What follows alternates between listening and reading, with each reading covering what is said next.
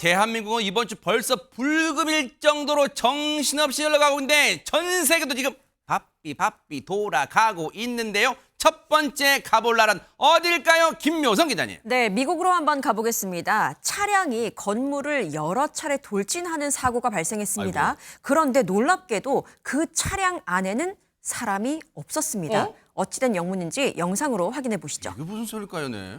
빨간 승용차 한 대가 주차장에서 어머. 돌진합니다. 어. 한 남성이 차량을 막아보지만 소용이 없는데요. 어. 상점 출입문이 산산조각 나고 말았습니다. 어. 대체 어쩌다가 이런 일이 벌어졌을까? 주차장 CCTV를 확인해 봤는데요. 네. 견인차에 연결한 줄이 끊어지면서 차량이 가게로 돌진하게 된 겁니다. 어머나. 이상한 견인은 계속되면서 어머머. 주차장을 빠져나가면서도 나무를 이렇게 들이받고 맙니다. 어허. 결국 차량은 주차장에 버려진 채 발견이 됐고요. 어허. 경찰은 흰색 견인차 운전자의 신원을 추적하고 있습니다. 아니, 지금 저게 미국에서 일어난 일이잖아요. 그렇다면 때마침 미국에서 13년간 사신 최진봉 교수님, 네. 미국에서는 저런 식으로 견인하는 거예요? 처음 봤습니다. 저런 아하. 식으로 견인을 하지 않죠. 이게 아. 말이 됩니까? 끈을 이렇게 줄을 길게 늘어뜨려서 누가 견인을 합니까? 뒤에 있는 그 달려있는 그 조그맣게 올라가 있는 거 있잖아요. 네네. 그거에 올려서 보통은 견인을 하죠. 그러니까 저걸 보면서 무슨 생각이 들었냐면 저거는 견인을 하려고 한 게 아니고 그럼요. 남의 차를 훔치려고 한 것 같아요. 그러니까 주차장에 주차되어 있는 차를 몰래 훔치기 위해서 자기 차에 연결해. 저기 보면 뒤에 그 바퀴 달린 게 보이잖아요. 아하. 보통 그 위에다 보트나 이런 거 올려가지고 그렇죠. 이동을 시키거든요. 아. 근데 저렇게 줄을 길게 늘어뜨려가지고 저렇게 하니까 지금 사고도 나고 부딪히는 거 아니겠어요? 그러네요. 제가 볼 때는 저거 네. 남의 차 훔치려다가 들킨 것 같습니다. 네. 어쨌든 지금 흰색 차량 앞에서 견인하던 그 차량 운전자의 신원을 지금 파악해서 추적하고 있다니까 아마 금세 잡힐 거예요. 좀 이 제대로 반성할 그리고 법의 처벌을 달게 받길 바라겠습니다.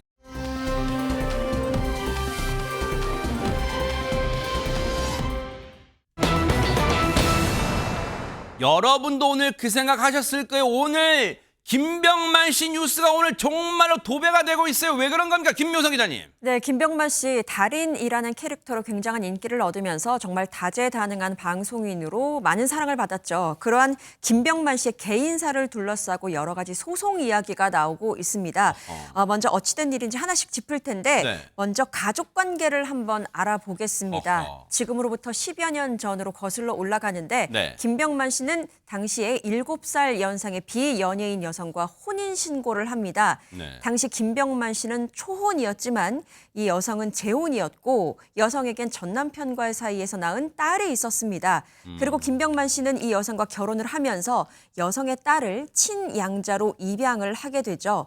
하지만 안타깝게도 두 사람의 결혼 생활은 그렇게 오래 지속되진 못했습니다. 부부는 10년 넘게 별거 생활을 해오다가 김병만 씨가 이혼 소송을 제기하게 되면서 3년여의 기나긴 소송 끝에 지난 2023년 이혼을 확정 짓게 됩니다. 그리고 네. 동시에 전 부인의 딸이죠. 그 친양자로 입양한 딸에 대해서 파양 소송을 3차례를 제기를 하는데 앞선 2번은 기각이 됐고요. 남은 한 건에 대한 결론이 오늘 났습니다. 일단 가족사가 들어봐도 참 우여곡절을 겪었다. 김병만 씨가 또 그 가족이 그런 생각이 드는데 보세요. 지금 전 부인과 이혼을 하면서 지금 안지용이 보세요. 전 부인과 이혼을 하면서 결혼할 당시에는 입양했던 그 친자에게 파양, 이제는 내 양자가 아니다. 그 파양 소송까지 했던가 봐요. 네, 또 하나 정리를 좀 해드리면 네. 일단 2023년에 부부관계는 완전히 정리가 됐습니다. 네. 하지만 파양 관련된 소송은 계속 진행이 되고 있었어요. 그런데 전해진 이야기가 김병만 씨가 오는 9월 결혼을 한다는 소식이 이미 전해진 상태였습니다. 네네. 그런데 오늘 이 파양 선고를 앞두고서는 바로 어제 이 입양된 딸이 새로운 소송을 제기했습니다. 네? 그 소송은 바로 친생자 관계 확인 소송이었습니다. 이게 어떤 내용이냐면 입양 딸의 주장입니다. 자신의 엄마와 김병만 씨가 법적으로 이혼하기 전에 김병만 씨가 다른 여성 사이에서 아이 둘을 얻은 것으로 추정이 되고 이 둘이 바로 혼외자라는 주장이죠. 그렇기 때문에 이거에 대해서 친생자가 맞는지 확인해달라고 법원에 요청하는 소송을 바로 어제 제기를 했고 이게 곧바로 언론에 보도가 됐던 겁니다. 지금 새로운 국면을 맞은 거잖아요. 그런데 뭐 김병만 씨가 전처와 10년 넘게 별거하다가 이혼 소송 끝에 2023년에 이혼을 확정하고 그 과정에서 친자로 입양했던 딸에 대해서 파양이 소송을 하고 거기서만 끝난 게 아니라 느닷없이 그동안 입양됐던 딸이 아버지였던 김병만 씨에게 혼외자가 있어요 라고 소송을 했다는 건데 지금 여기서 궁금증은요. 장윤 변호사님 이걸로 엄마와 내가 정신적 피해를 받았으니까 손해배상을 해주세요가 아니라 친생자 확인 소송이라는 거 이게 뭐예요 이게? 친생자 관계 확인 소송은요, 부존재 관계 확인 소송이라는 것도 있는데 정말 친자식이 맞는지 좀 법원이 정확하게 결론을 내주세요라는 거예요. 이 입양된 딸 같은 경우에는 이 소송을 제기할 실익이 어느 경우에 있느냐. 이를테면 입양 관계가 쭉 유지가 되면 만약에 이 김병만 씨에게 다른 혼외자가 있는지 없는지에 따라, 그러니까 친자식이 있는지 없는지에 따라 상속 관계가 완전히 달라집니다. 3명이 갖는 거와 1명이 갖는 건 이를테면 다른 부분이어서 파양되기 전에 그 결론이 나오기 이전에 정말 그렇다면 이 두 자녀가 정말 김병만 씨의 친자녀가 맞는지 확인해 주세요. 친생자 관계가 있는지 없는지를 법원에 구하는 소송을 제기한 겁니다. 그러면은 보세요. 당사자가 아닌데 뭐냐면 김병만 씨가 이제 새로 9월에 결혼하실 분과 그 자식이 2명이 있다는 건 그 여성분과 이게 새롭게 결혼하실 그 여성분과 김병만 씨와의 사이의 관계일 텐데 어떻게 보면 제3자인 지금 김병만 씨 가족관계 등록부에 입양된 그 딸이 제3자 입장인데 어떻게 친생 관계 확인 소송을 제기할 수 있는 거예요? 그냥 해달라면 해두는 거예요, 그러면? 일단 소송은요, 그 사람이 주장이 이유가 있든 없든 접수는 되는 건데요. 이후에 이제 판단을 하는 건데 만약 입양 관계가 유지되면 본인도 상속을 받을 수 있는 상속권이 있는 이 법적 지위가 있는 겁니다. 그렇기 때문에 내 재산이 어느 정도나 상속 지분이 될지는 정말 친자가 있는지 없는지에 따라서 법률적 이익이 달라지기 때문에 네. 입양 관계가 유지됐다면 이 소송은 계속 법원의 판단 대상이 될 가능성이 매우 높았던 거죠. 지금 현재까지는 김병만 씨의 입양된 딸 입장에서는 자식은 나만 있는 것 같으니까 그 2명의 혼외자에 대해서는 진짜 김병만 씨의 자식이 맞는지를 지금 법원이 판단해 달라는 건데 그럼 보세요. 김현주 평론가 지금 보세요. 시청자분 궁금증은 혼외자 그러니까 입양 소송이 진행되는 과정에 다른 여성과 사이에 난 이른바 혼외자가 맞다는 거예요? 아니라는 거예요 그러면? 여기서 김병만 씨 측의 입장을 제가 전달을 해드리겠습니다. 김병만 씨 측 입장을 보면요. 우선 중요한 것은 앞으로 결혼을 앞두고 있는 예비 신부와의 사이에서 아이가 2명이 있는 것은 사실이 맞다라고 분명히 확인을 했습니다. 그렇지만 거기서 강조하고 있는 것이 전 부인과의 혼인이 이미 파탄에 이른 이후에 출산이 이루어졌다. 이렇게 지금 설명을 하고 있습니다. 네. 그러면서 이 아이들의 출산 시점도 동시에 밝혔는데요. 네. 2020년 1월에 네. 현재 동반자로 약속한 그분과 만나게 됐고 네. 2020년 11월 그러니까 같은 해 11월이죠. 네. 그때 첫째 아이를 낳았다는 것입니다. 네. 그러면서 이 시점은 이미 전 부인과 법적 혼인 관계가 종료된 이후다 이렇게 설명을 하고 있습니다. 그러면서 이달 중에 앞으로 한 가족 예능 프로그램에 서로 출연을 해서 앞으로 이루어지게 될 새 가정에 대해서 소개할 계획도 갖고 있다라는 것도 밝혔습니다. 네. 그러면서 전처의 딸이 그렇다면 왜 이런 소송을 제기했을까라는 것에 대한 김병만 씨 측의 입장은요. 이 소송 자체가 무리한 소송이다. 아무래도 김병만 씨의 그 수입이 좀 많다 보니까 친양자 관계를 유지하려고 하는 의도가 있었던 것은 아니겠느냐 네. 이렇게 대답을 했습니다. 근데 장유미 변호사님 여기서 저희들뿐만 아니라 시청자분들도 궁금하실 거예요. 왜냐하면 언뜻 이해가 안 되는 해명이 입장인 거예요. 보세요. 김병만 씨 측에서는 그랬잖아요. 2020년 1월에 현재 동반자, 그러니까 오는 9월에 결혼하실 예비 신부를 말씀하시는 것 같아요. 현재 동반자를 만나서 그해 2020년 11월에 첫째를 출산했습니다. 근데 이 시점은 전 부인과 법적 혼인 관계가 종료된 이유라는데 아까 그랬는데 보세요. 저희가 뭐라 했냐면 지금 그러니까 전 부인과 이혼이 확정된 건 2023년이라 그랬잖아요. 네. 2023년에 이혼이 확정됐다 했는데 지금 김병만 씨 측은 법적 혼인 관계가 종료된 이유라고 2020년에 종료됐다고 주장하는 건 그건 어떻게 다른 거예요? 정확한 워딩을 쓴 건 아닌 것 같은데요. 법률적으로 달리 평가받는 건 맞습니다. 이를테면 네. 법률적으로 혼인관계가 정말 정리돼서 마침표가 찍힌 건 2023년이 맞지만 네. 저희가 실무에서 이를테면 부정행위가 있었다라고 하는 부분을 약간 그 상대 쪽에서는 얘기하고 싶어 하는 거 아닙니까? 그런데 혼인관계가 정말 파탄나서 더는 회복이 불가능한 상황에서 제3자를 만나는 건 원래 부인, 법률상 부인이나 아니면 뭐 배우자에게 위자하는 상황으로 판단되지 않습니다. 이미 깨진 관계이기 때문에. 그래서 아마 김병만 씨 측에서는 네. 그때는 별거도 지속됐었고 이걸 법원에 또 항변을 하고 인정을 받게 되면요. 네. 이런 부분에 대해서는 이제 김병만 씨의 주장이 조금 더 설득력이 있다고 판단받을 가능성이 있습니다. 그럼 왜냐하면 10년 넘게 별거도 했기 때문에 아마 이제 가정 생활을 더 이상 영위하기 힘든 어떤 파탄 지경에 이미 이르렀다고 법원은 판단했다. 지금 그렇게 보는 것 같은데 보세요. 그럼 보세요. 자, 최전봉 교수님. 친자가 맞다. 한쪽에서는 그렇잖아요. 혼인 파탄 후에 나왔다. 그리고 한쪽에서는 혼외자가 맞냐. 아까 그 입양된 딸이 혼외자가 맞냐. 지금 법원이 확인해달라. 지금 이렇게 얘기를 하고 있단 말이에요. 그러면 앞으로 이 소송의 쟁점, 앞으로는 어떤 게 쟁점이 되는 겁니까? 일단 오늘 쟁점이 되는 것은 뭐냐면 파양이 이루어지냐 마느냐 이게 중요하잖아요. 네네. 사실은 앞서도 설명이 있었는데 김병만 씨가 3건의 파양을 요청을 했다고 했지 않습니까? 네. 그중에 2건이 기각이 됐어요. 네. 근데 오늘 마지막 한 건의 결과가 나왔습니다. 나왔어요? 네, 나왔어요. 그래서 3건 중에 마지막 한 건의 결과가 나오는데 오늘 결과는 뭐냐? 파양입니다. 그러니까 2건은 기각이 됐는데 오늘 건은 파양 소송에서 파양이 인용이 됐어요. 그래서 파양하라라고 법원이 판결을 내렸는데 그럼 아버지와 딸 관계 이제 더 이상 아니야 그 말이에요? 아니라는 거죠. 근데 김명만 씨가 이 판결이 난 이후에 설명을 했는데요. 뭐라고 네. 얘기했냐면 이 3번째 소송은 지난번에 내가 이만 김병만 씨가 얘기하죠. 내가 폭행을 했다며 고소한 적이 있었다. 아마 이제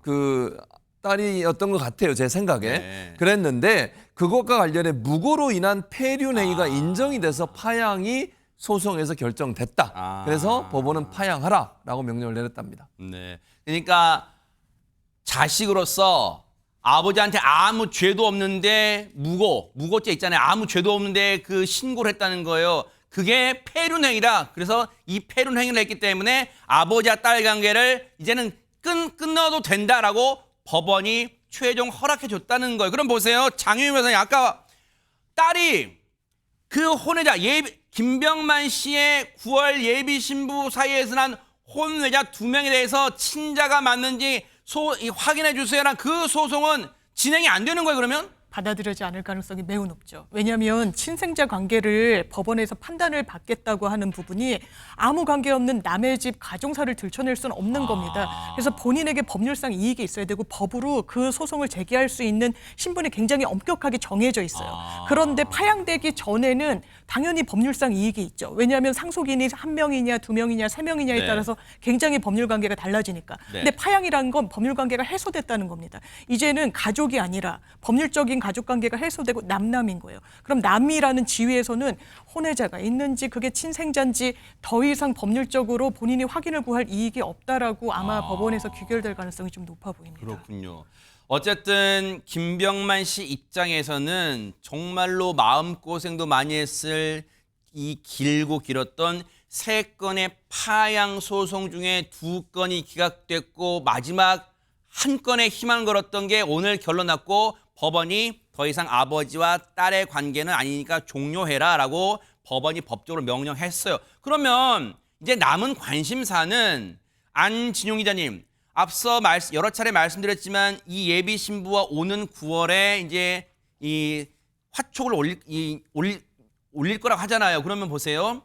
앞서 김병만 씨의 계획은 새로 가정을 꾸려서 그 예비 신부와의 사이에 난 2 자녀도 새로운 예능 프로그램에서 공개할 예정이었다고 했는데 그 사이에 지금 뭐 이런 소송도 있고 막 그런 우여곡절을 겪었단 말이에요. 그럼 예정대로 진행을 할까요? 어떻습니까? 그걸 말씀드리기 전에 하나 좀 명확하게 명확하게 말씀드릴 해볼까요? 필요가 네. 있는데 정확하게 이 무고에 의한 그 폐륜 행위가 인정됐다고 그랬잖아요. 지난해 2월입니다. 김병만 씨의 전처가 김병만 씨를 상대로 폭행 및 상해 혐의로 고소장을 제출을 했습니다. 네. 그러면서 딸이 그 모습을 봤다라는 주장을 내놨는데 네. 딸이 그걸 봤다는 취지로 진술을 해준 거죠. 근데 이 부분은 결국은 증거 불충분으로 무혐의 판정이 아하, 나왔습니다. 네. 그렇기 때문에 김병만 씨는 본인이 하지 않은 행위에 대해서 이런 주장이 들어왔는데 그거를 딸이 마치 사실인 것처럼 진술을 보탰다. 이 부분에 대한 무고에 의한 폐륜을 폐륜, 주장했는데 아하. 이 부분을 법원이 오늘 받아들여 준 것으로 보입니다. 네. 아울러 이거 관련해서 하지만 입양까지 한 거에 대해서는 김병만 씨가 많은 지지를 받았거든요. 하지만 다시 파양 과정을 밟는 데에 대해서는 부정적인 시선도 적지 않았습니다. 네. 근데 어제 이 친생자 확인 소송을 제기하면서 이 딸이 한 언론 매체를 통해 썼던 얘기는 이 부분이었습니다. 뭘까요? 상속 관계자로서 중대한 이해관계에 놓여 있다고 얘기를 했는데 이렇게 놓고 봤을 때 결국은 피 한 방울 섞이지 않았는데 부부가 이혼한 상황에서 이 친생자로서 입양 관계를 유지하려는 게 결국 상속이 목적이 아니냐라는 대중적 인식이 생기게 됐다는 거죠. 그렇기 때문에 오늘 파양한 것에 대해서는 오히려 반기는 입장이 적지 않은 것으로 보이고 그렇기 때문에 김병만 씨는 원래 예정됐던 이 예능 프로그램을 통해서 본인의 가족을 공개하고 활동을 이어나갈 것으로 예상이 됩니다. 어쨌든 마음고생, 뭐 우여곡절 많았을 거예요. 근데 앞으로 어떻게 하느냐가 아마 김병만 씨를 지켜보는 많은 시선, 뭐 팬뿐만 아니라 시청자분들 그 시선이 계속 쏠릴 거예요. 앞으로의 활동 그리고 어떻게 또 결혼 생활 이어갈지 차분하게 응원하면서 지켜보도록 하겠습니다.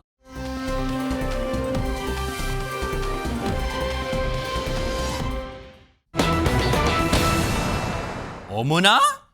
30세 연하와 결혼한다는 것도 드라마 같은 일인데 그게 4번째 결혼이랍니다. 이게 진짜일까요? 과연 누구 얘기일지 영상으로 만나보시고 이어가 보도록 하겠습니다.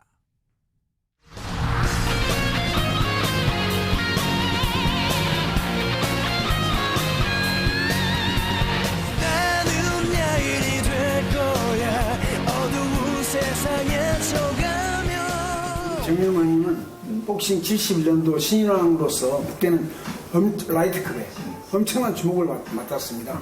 엄청난. 근데 형님이 어느 날 보니까 가지고 우리 형 앞에 딱 서서 그러면 딱 뭉쳐있다고 자 이렇게 비켜줍니다.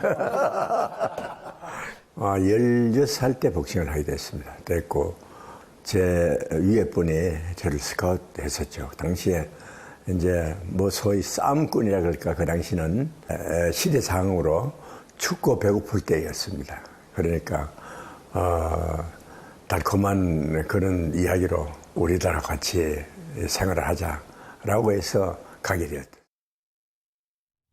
와, 대박 사건이에요. 사실 시청자분들이 김묘성 기자님 정일모 이름 석자만 화면에 띄우면 누구지 하실 텐데 저희가 화면 딱 보여드리니까 아하 이분 다 그러셨을 것 같아요. 네, 맞습니다. 앞서 보셨던 그 자료화면 생각해 보시면 온 국민을 정말 TV 앞으로 다 모이게 했던 초절정 드라마였죠. 드라마 야인시대에서 김도환의 부하 홍만길 역할로 열연을 하면서 얼굴을 알린 배우 정일모 씨의 이야기입니다. 정일모 씨가 1949년생이더라고요. 올해로 77살 정도 되시는 걸로 보이는데 복싱 선수 출신입니다. 그리고 보셨던 것처럼 조직폭력배로 활동했던 사실을 고백하면서 굉장히 화제를 모았었거든요. 세상에. 그동안의 개인사로도 참 여러 가지 일들이 있었던 것으로 보입니다. 그동안 3번의 이혼을 거친 정일모 씨. 하지만 자랑스러운 아버지가 되기 위해서 조직폭력배 생활을 청산을 하고 배우가 돼서 맹활약을 펼쳤지만 바깥 활동에 너무나도 집중한 나머지 가정에는 소홀하게 되기도 하면서 3번이나 이혼의 아픔을 겪은 것으로 전해집니다. 그러던 중에 마지막 사랑을 만났다고 하네요. 30년 나이 차이를 극복하고 4번째 결혼에 성공했다라는 소식이 들려왔습니다. 4번째 결혼을 할 것이다가 아니라 이미 4번째 결혼에 골인한 거예요. 4번째 결혼 이후의 인생은 어떻게 달라졌을까요? 영상으로 마저 보시고 이어가 보도록 하겠습니다. 도착 잘했어? 나 지금 식사하는 중이야. 그래, 잘 있다 와. 보고 싶다. 며칠 안 됐는데 보고 싶네. 우리 와이프인데 지금 저 일본 가가지고 그래서 지금 전화 왔네. 좀 차이가 나죠. 한 30년 차이 납니다. 결혼은 가면은 딸이냐고 묻고 이런 경우도 있고 그러면 제가 얘기하기 전에 우리 집사람이 단호하게 제 남편이에요 라고 그런 데서 제 가슴이 뭉클하고 삼세판이라고 이 얘기를 하는데 이제 삼세판이 지냈으니까 이제 마지막 운명이라고 생각하고 제가 살아갈 겁니다. 와, 대박 사건인 게요. 안진욱 기자님, 이제는 정일모 씨가 이제 그 어둠의 세계, 조직 세계를 청산했으니까 이제 저희도 마음 놓고 이제 편하게 얘기를 하지만 아까 영상 속에 누구랑 통화하냐? 그래, 저 갔다 와. 와, 뭔가 대박 사건. 진짜 그 뭔가 조직 그 보스의 뭔가 그런 게 막 느껴져요, 진짜. 제가 지금 얘기를 하면서도 조심스럽게 해야 될 것 진짜 같습니다. 네. 근데 이게 30년이라는 나이 차이도 굉장히 놀라운데 근데 네. 정일모 씨 보면 75세라는 게 믿기지 않을 정도로 굉장히 와. 동안이시기도 합니다. 네. 근데 또 하나 놀라운 게 무려 서울과 부산을 오가는 장거리 연애를 해왔다는 거죠. 진짜예요? 그래서 4년 전에는 네. 이 부산에다가 신혼집을 마련하고 알콩달콩 살고 있다고 하는데 와. 아무래도 나이 차이가 30살이나 나다 보니까 웃지 못할 해프닝이 있다고 합니다. 어허. 아무래도 네. 주변에서 딸이냐고 오해하는 경우가 많이 있다는 거죠. 그때마다 기분이 나쁠 수 있겠지만 네. 아내가 먼저 나셔서 아니다. 단호하게 남편이다라고 얘기를 해주는데 와. 그럴 때마다 정일모 씨는 마음이 뭉클하고 사르르 또 마음을 녹인다고 하는데 그러겠죠. 그러면서 이제 아내를 마지막 사랑이라고 생각한다. 나를 있는 그대로 받아준 사람이라고 감사의 마음을 전했습니다. 세상에 얼마나 감사할까요? 왜냐면 저만큼 떨어져가. 사람들이 딱 나보고 딸이냐고 그러면 저만큼 떨어져. 이렇게 하는 게 아니라 아니에요. 제 남편이에요. 제가 아내예요. 이렇게 한다는 게 얼마나 행복하고 든든하겠어요. 그런데 행복도 있지만 마음 한켠에 뭔가 무거운 마음도 있대요. 왜 그런지 얘기 들어보시고 이어가 보도록 하겠습니다.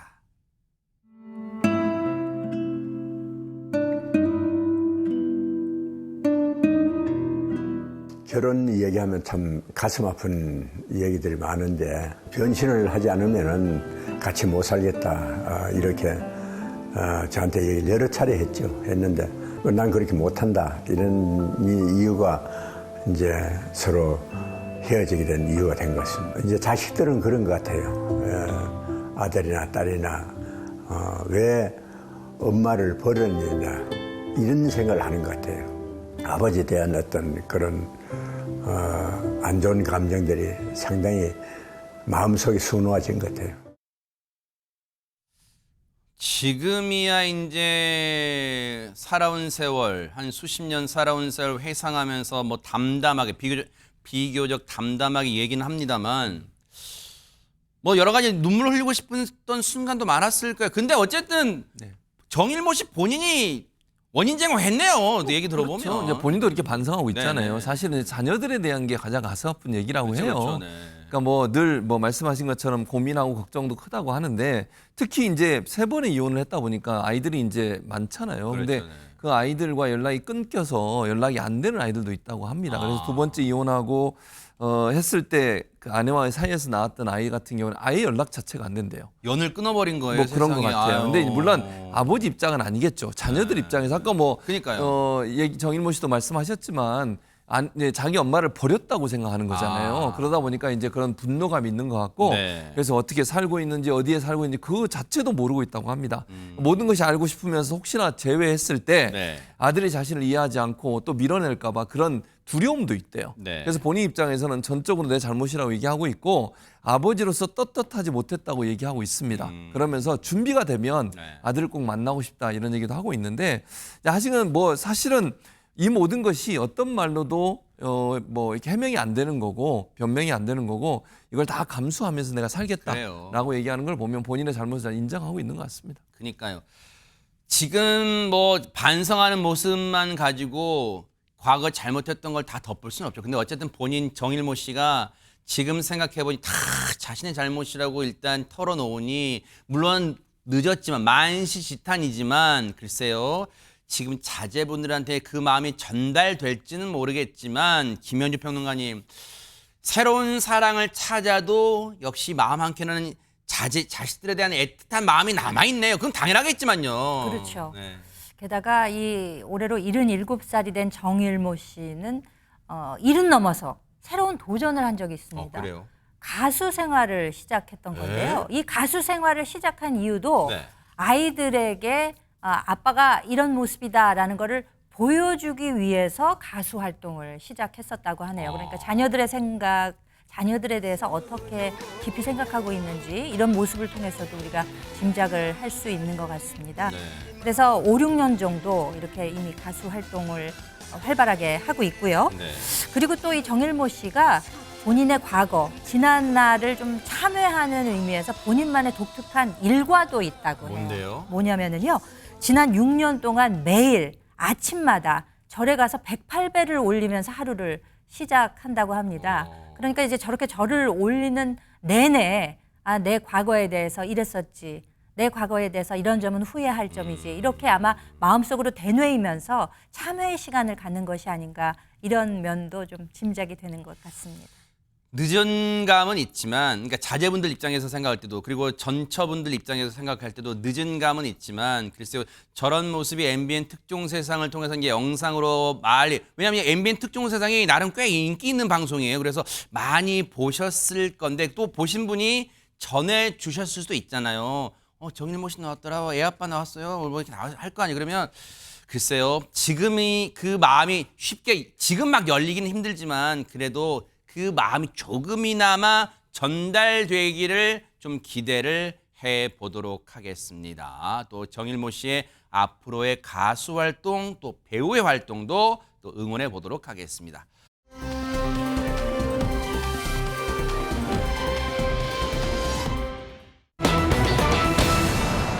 요즘요, 정말 이런 끔찍하고 이 오싹한 사건이 왜 자꾸 일어나는지 모르겠어요. 김묘성 기자님. 네, 그렇습니다. 상상을 초월하는 일들이 연일 발생하고 있는데요. 지난달 30일 대낮에 벌어진 일입니다. 서울 중랑구의 한 식당 앞에서 갑자기 흉기를 꺼내든 남성이 있었다고 합니다. 당시 상황 영상으로 함께 확인해 보시죠. 택시에서 내린 한 남성이 식당으로 저벅저벅 이렇게 걸어갑니다. 네. 잠시 뒤에 다른 남성과 함께 나오더니 네. 다짜고짜 남성을 향해서 주먹을 휘두르는데요. 어머나. 심지어는 자전거 체인까지 휘두르는 등 도로 위에서 아찔한 몸싸움이 이어집니다. 그러다가 또 진정이 된 건지 나란히 이렇게 앉아서 대화를 하는가 싶던 그 순간에 이번에는 흉기를 꺼내서 공격을 했고요. 남성은 이렇게 쓰러지고 맙니다. 이 세상에 저 옷차림, 여름 옷차림, 가벼운 단출한 옷차림인데 어디서 흉기가 어디에 딱 갑자기 꺼낸 거예요? 저 몹쓸인가는 안진용 기자님. 흉기를 휘두른 가해자는 70대 남성, 피해자는 60대 남성인데 중요한 건 두 사람이 지인 사이였다는 겁니다. 세상에. 저 사건이 발생하기 직전에 두 사람은 전화 통화를 나눴는데 그러면서 말다툼을 벌였습니다. 그러자 저 가해 남성은 집에 있던 자전거 체인과 흉기를 챙겨 나와 피해자를 찾아갔고 그 자리에서 저렇게 범행을 저지른 겁니다. 세상에 이런 게 진짜 사람이에요? 이게 사람이라고 말할 수 있어요? 지인과 대화하다가 화가 난다고 저런 몹쓸 짓을 해요? 관련 얘기 들어보시고 이어가 보도록 하겠습니다. 죽은 사람들도 많고 그냥 막 난리가 났어. 술이 많이 좀 튄 것 같아. 그래도 막 그냥 막 욕을 하고. 일단 걱정되는 건 피해자분이 흉기 피습을 당했어요. 어떻게 됩니까? 지금 상태가 어떻습니까? 김현주 평론가님. 이 피해자 60대 남성이 가해자를 일단 제압을 했었다고 합니다. 그래서 큰 인명피해로 이어지지는 않았지만 머리와 목에 부상을 입었다고 합니다. 생명에는 지장이 없는 것으로 그렇게 알려지고 있습니다. 이 사건을 보고 신고를 받았겠죠. 네. 경찰이 출동을 했습니다. 70대 남성은 현행범으로 체포됐습니다. 저 몹쓸 인간 다행히 체포는 됐는데 검거는 됐는데 어떤 이유에서는 흉기 공격은 안 되는데 범행 동기 잘 대화를 하는 듯 하다가 왜 범행을 저질렀을까요? 장유미 변호사님. 격분하게 되는 일이 있었다는 건데요. 피해자가 보낸 문자 탓을 하고 있는 겁니다. 피해자가 가족 본인의 그러니까 가해자 가족을 비하하는 내용의 문자를 보낸 것. 것을 보고 굉장히 화가 났고 순간적으로 격분해서 범행에 이르게 됐다라고 하는데 흉기를 사용해서 사람을 다치게 하는 건 살인 미수입니다. 이 남성 지금 구속 상태로 검찰로 넘겨진 상황입니다. 저런 천인 공노할 짓을 저지른 인간은요, 법이 살아있다는 무거운 철퇴를 좀 내려주시길 기대를 해보도록 하겠습니다.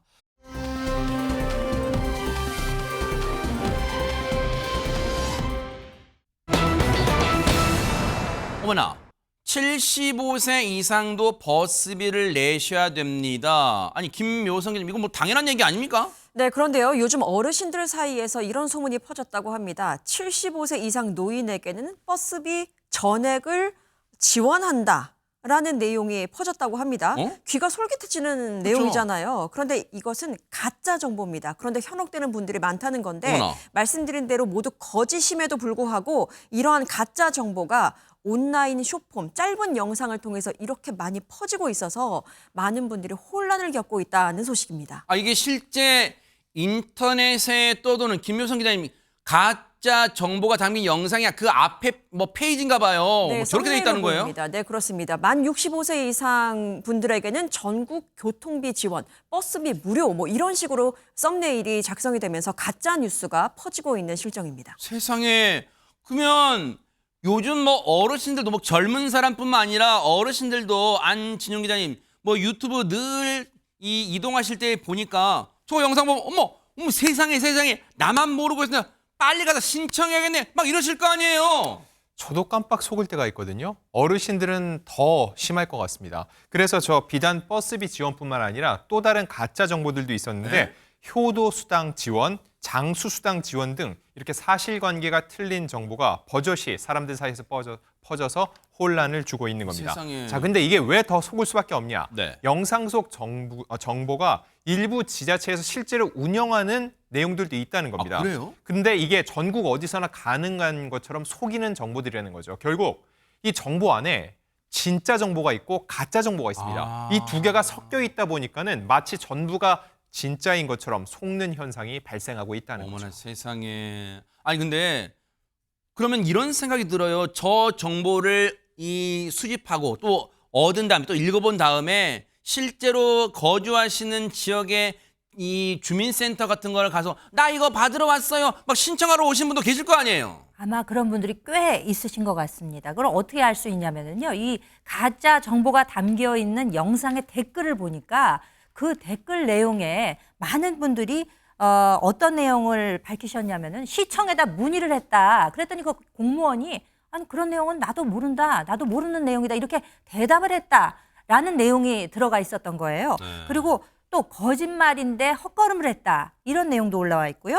아니 왜 맞지도 않는 정보를 올리는 것이냐. 이 더운 날씨에 밖에 나갔다가 죽을 뻔했다. 네. 이런 내용조차 올라와 있으니까 많은 분들이 여기에 현혹이 돼서 거짓 정보에 속았다는 그 증거가 아니겠습니까? 세상에. 또 한편 걱정되는 게 저렇게 물론 그 주민분들, 민원인들 입장에서 헛걸음한 거지만 저 민원인들 올 때마다 다 일일이 응대를 해줘야 되는 주민센터 직원분들도 무슨 고생이에요. 얘기 들어보시고 이어가 보도록 하겠습니다.